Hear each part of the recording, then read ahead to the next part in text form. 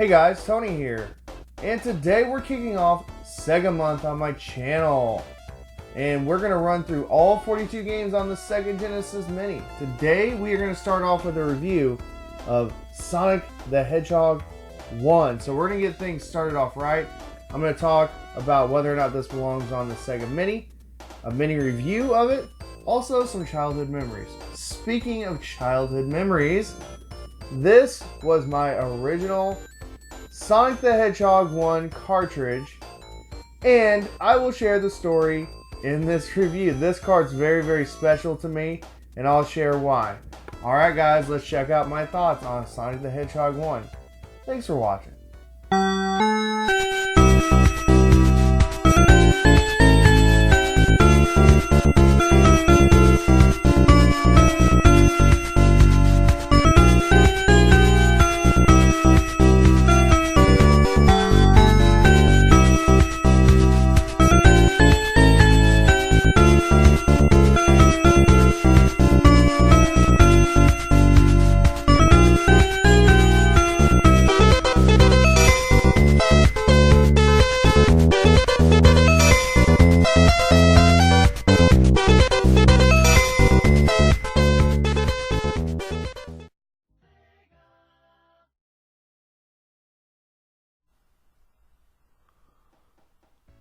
Sonic 1, Sonic the Hedgehog 1 on the Sega Genesis, the 1991 classic.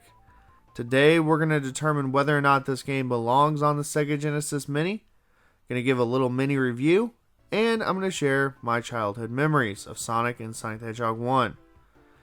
So first and foremost, this game, does it belong on the Mini? Absolutely. If you're going to have something called the Sega Genesis Mini, you've got to have Sonic the Hedgehog 1, 2, 3, and Sonic and Knuckles. Oh, wait a second. There is no Sonic 3, there is no Sonic and Knuckles on this mini system.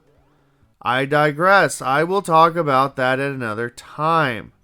But you have got to have Sonic 1 on here. Sonic built Sega. Sonic made Sega. Sonic sold Sega Genesis systems, and kids wanted to play Sonic the Hedgehog games, and I was one of them. So yes, it does belong on this mini console, and it is a good game. It is a fun game. It's not the best Sonic game out there, but you have to start somewhere, and it is classic and iconic and one of the most important video games ever made. It should be on that list. So yes, it belongs on this mini console. Let's talk about the gameplay and what to expect in Sonic the Hedgehog 1. So you are going to go from act to act to act, and there's 3 in each stage. And Sonic is going to collect rings. There's also some power-ups that he has. The bubble, the invincibility, and the high tops that make him go super, super fast. Now, Sonic is going to have to avoid obstacles, and there's also enemies in his way. Now, they're actually animals that have been imprisoned by Dr. Robotnik, and it's your job, it's your responsibility as Sonic the Hedgehog to free them. And at the end of each Act 3, you're going to fight Dr. Robotnik, and it's a different boss battle. And I actually thoroughly enjoy the boss battles.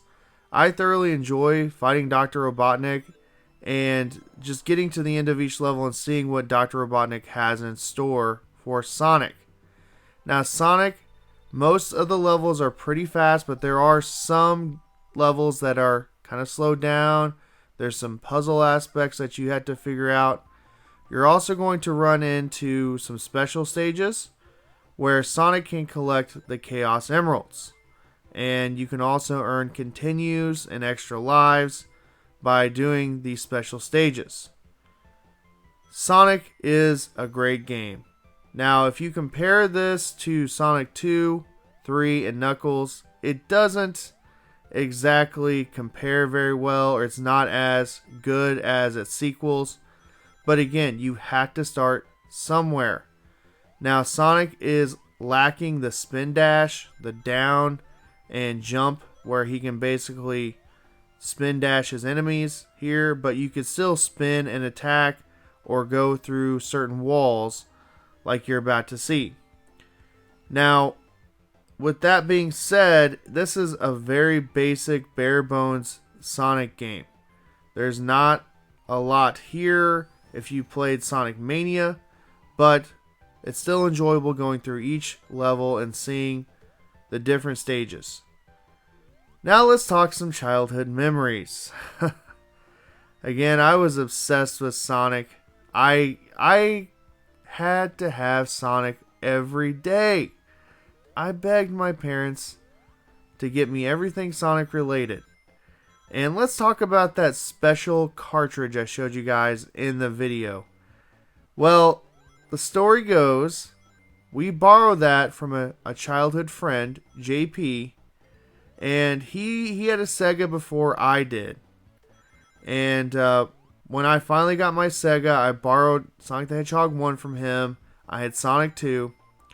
And I used to go to my grandmother's in the summer. They would basically babysit myself and my brother. And I'd bring my Sega Genesis along. Well, I was borrowing JP's Sonic the Hedgehog, his copy of Sonic the Hedgehog. And I guess when I was walking into the home, I dropped Sonic the Hedgehog 1 through the porch. And I guess I didn't realize it or just didn't know that I did it and totally forgot about it. Well, several years later, I'm going to say about 7 or 8 years later, at my grandmother's house, they were remodeling her porch. And she's cleaning out some of that area where the porch was at, and they actually find Sonic the Hedgehog 1. And the label, it did not last or did not get preserved, I guess. And I was very curious. I was very curious to see if that cartridge still worked. It'd been out in the elements, it'd been out in the rain, the snow. Animals could have gotten a hold of it, whatever. But I guess it was protected by a bunch of leaves. It wasn't in the dirt per se. There was no rust damage, surprisingly. But I was very curious. I actually gave the thing a really good clean. Popped it into my Sega Genesis. Lo and behold, first time, worked. And that cartridge still works to this day. I just played it, and it still works. I didn't even clean it. And I'm so glad to have that thing. And I love Sonic. And if you've never played this game, give it a playthrough. I've actually done a playthrough on my channel. Check that out. And yeah, you guys got to play Sonic at least once, all the way through. If you're a Sonic fan, if you're a Sega fan, and you're not going to be disappointed. Now, if you played Sonic 2, 3, Sonic and Knuckles, then yeah, I can understand being a little disappointed, or even Sonic CD. So yeah, let me know what you guys think of Sonic in general. Were you a fan of Sonic growing up? Did you have an obsession with Sonic like I did? Let me know down in the comments below. And then, do you think that this game belongs on the Sega Genesis Mini? I'm going to say yes. Alright guys, enjoy the rest of this footage. And have a great rest of your day.